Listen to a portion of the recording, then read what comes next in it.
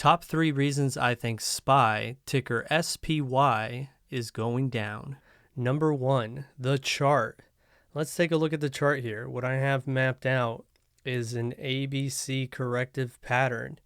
We have a few confluences here. Number 1, the way that this candle closed is not very nice. You don't want to see the wick to the top and the body to the bottom. We are at the 618, drawing these bear fibs 0 to 1 here, swing high to swing low. And it looks to me that we have a classic A, B, C, and the C is usually lower than the A. Now, I'm being pretty nice here, not going all the way down to the 1618 and possibly not even the 1414, but I am finding some confluences where this AV-WAP band in white is being drawn from this key pivot zone, this key pivot candle on SPY back in March. And so this AV-WAP is telling me that's a good place where SPY would stop its correction.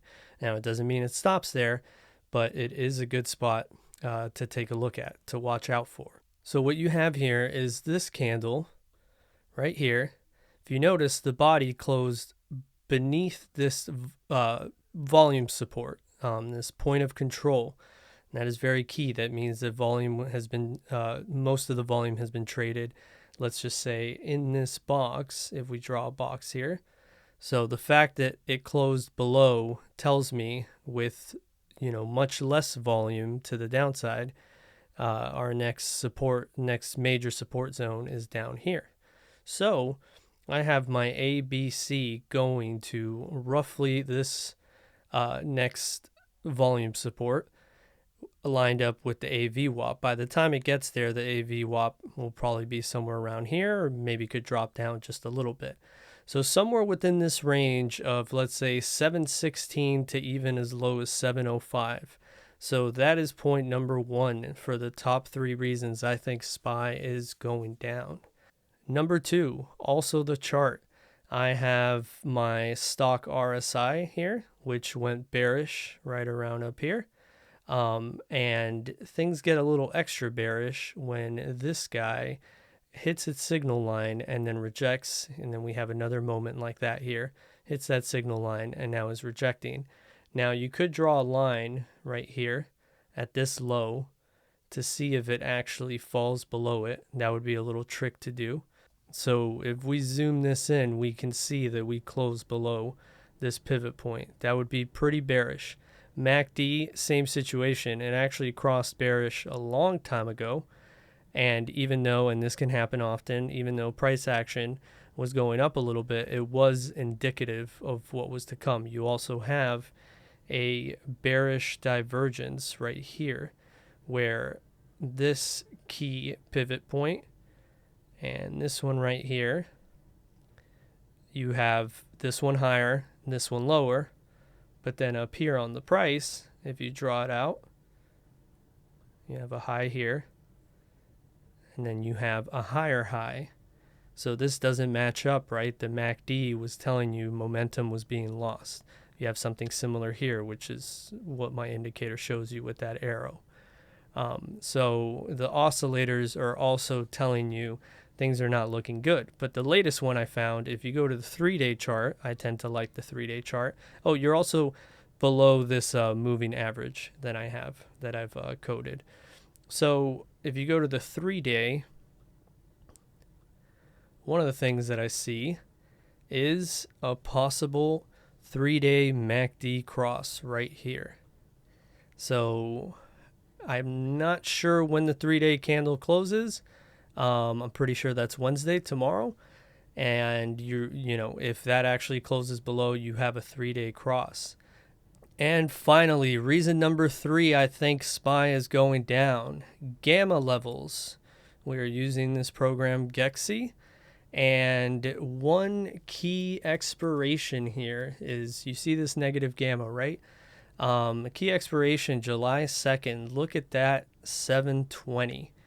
Just completely lit up. Most amount of gamma exposure, negative gamma exposure of this expiration. And if we go down, so that's the 720 strike. And if we go down here, you will see other concentrations of gamma which can act as magnets. You have a hot node right here for 630 at 725, 630 at 720. So that's telling me kind of the same story. So if we look at that July 2nd one, which was 720, it's only minus 14 million, but actually on 630, you have much, much higher gamma concentration, negative gamma concentration here. So these levels, 725 and 720, is what I'm thinking is actually SPY's minimum level to hit. As you saw on the chart before, there's confluences on the chart that tell me it can go lower. But in terms of gamma, that is what we're seeing. And if we just go to one more place, which is the strike map, and to see all of SPY's structural levels, we closed below what is called the MVP, which is the most amount of gamma concentration on the chain.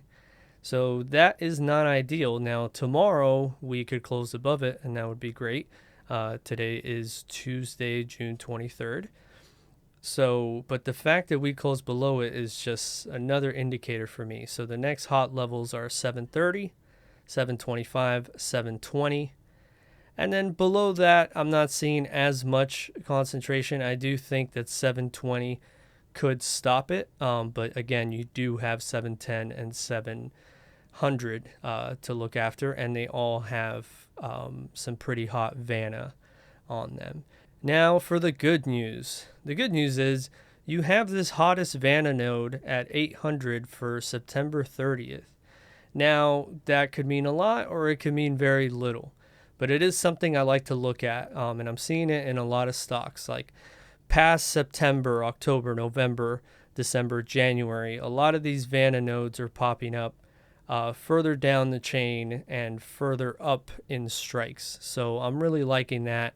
So if IV can expand a little bit, these could act as magnets. So 800 is a number I think about a lot when I think of SPY, and there is also a lot of gamma concentration there.